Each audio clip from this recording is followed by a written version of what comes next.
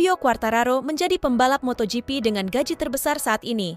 Pembalap Monster Energy Yamaha itu dibayar 12 juta euro per musim, atau setara 220 miliar dalam 1 tahun berlaga.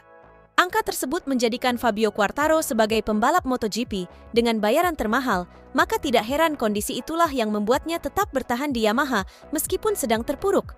Bahkan dia tidak peduli meski ada yang menyebut dirinya mata duitan, namun kondisi ekonomi memang diakui menjadi salah satu alasannya setia dengan brand berlambang garpu tala tersebut. Tentu saja, ekonomi adalah satu alasan kecil dari semua hal baik yang saya perhatikan, yang lebih dari sekadar janji, ujar Quartararo, dikutip Crash.net. Pembalap asal Prancis itu punya kontrak bersama Yamaha sampai 2026. Padahal musim ini saja performanya cukup buruk, dia tidak pernah meraih podium, bahkan untuk masuk 10 besar saja kesulitan. Pada MotoGP Qatar saat ajang balap para raja itu dimulai, Quartararo hanya mampu finish di urutan ke-11, Portugal posisi ke-7, Amerika ke-12, Spanyol ke-15, lalu saat berlaga di tanah kelahirannya Perancis dia terjatuh dan gagal finish. Kepindahan Marc Marquez ke Ducati pada MotoGP 2025 segera memunculkan pertanyaan soal pengaruhnya dalam pengembangan motor. Komentar menggelitik pun keluar dari petinggi di skuad Honda. Ducati membuat keputusan berani dalam bursa pembalap MotoGP dengan menyatukan 2 juara dunia ke dalam tim pabrikan mereka. Status Francesco Bagnaia sebagai pembalap nomor 1 bakal diusik oleh Marc Marquez yang merupakan orang baru, tetapi punya pengalaman lebih panjang soal urusan menjadi juara. Adu pengaruh dalam pengembangan motor tentu tidak terelakkan selama 2 musim mendatang. Bagaimanapun, ada ungkapan dalam balapan bahwa rival utama adalah rekan setim sendiri. Marc Marquez sudah paham dengan cara mainnya. Diberkati dengan talenta di atas rata-rata, si alien bahkan tidak segan mencegat pemutakhiran motor yang bakal menguntungkan rekan setim dengan berbohong. Dulu kami punya motor yang hebat dan segalanya bekerja dengan baik, ucap Marquez membuka kisah rivalitasnya dengan Dani Pedrosa di Honda dalam dokumenter Marc Marquez. Marquez juga datang sebagai orang baru, debutan MotoGP malah, tetapi langsung merebut status pembalap nomor 1 dari Pedrosa dengan perang di dalam maupun luar lintasan. Jadi, jika ada komponen pengganti yang berhasil baginya, saya tidak menyukainya dan berkata bahwa bagian ini tidak bekerja dengan baik, saya menginginkan yang lain. Itu adalah trik yang dilakukan semua orang. Akan tetapi, mereka tidak membicarakannya. Imbuh sang juara dunia 8 kali. Sikap egois Marquez bisa juga disebut ambisi tak mau kalah. Akhirnya dilanggengkan dengan kesuksesannya memberikan rentetan gelar juara dunia bagi Honda. Honda kemudian membangun motor RC213V berdasarkan umpan balik dari Marquez. Pendekatan ini berhasil sampai akhirnya sang jagoan cedera panjang dan tak ada penggantinya.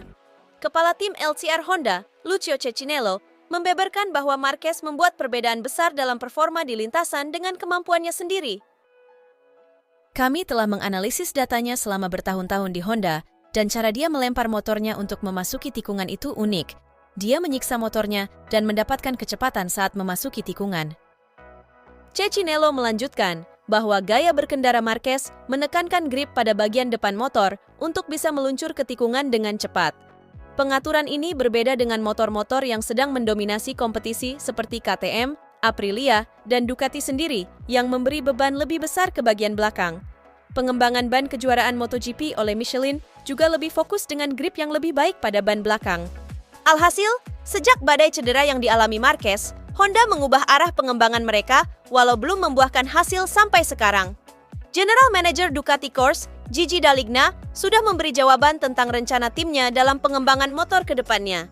Dall'Igna menegaskan bahwa filosofi pabrikannya tidak akan berubah, yaitu tidak hanya mengikuti arahan dari satu pembalap secara spesifik dalam pengembangan. Strategi Ducati ini memungkinkan semua pembalap mereka, baik tim pabrikan maupun tim satelit, bisa bersaing di depan. Tak hanya kursi tim pabrikan Ducati yang gagal didapatkan, gelar juara dunia MotoGP 2024 pun berpotensi lepas dari tangan Jorge Martin.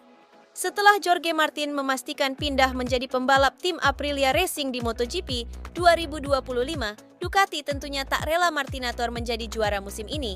Di mata Ducati sekarang ini, Martin tidak bisa dan jelas tidak boleh untuk menjadi juara dunia mengalahkan Pecco Bagnaia. Ducati akan berusaha sekuat tenaga untuk menghalangi Jorge Martin menjadi juara dunia MotoGP 2024, terutama dengan campur tangan dalam urusan teknis.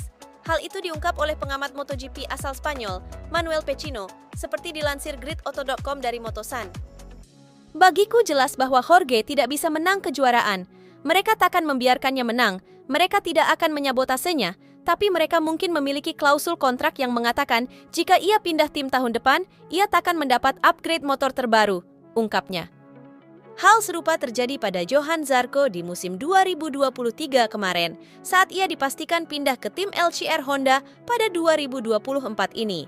Jadi begitu Zarco memastikan dirinya bergabung ke LCR, pabrikan Italia itu langsung menghentikan upgrade motor untuknya.